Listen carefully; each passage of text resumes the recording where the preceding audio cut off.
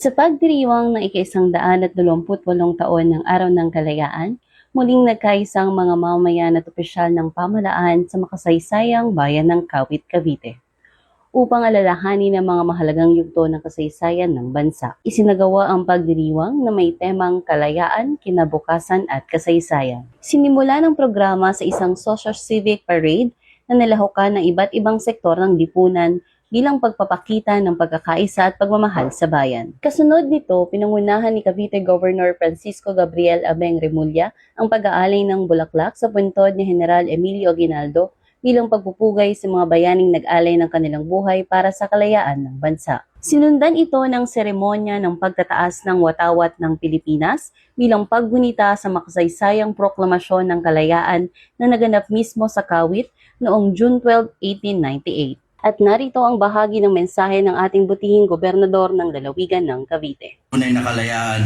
ay nagpapatuloy pa rin. The social barriers for freedom that our nation faces today may be different from those faced by our national heroes, but they should not be treated as less significant. These challenges can be found in poverty, which robs our children of their dreams, and misinformation that divides our communities.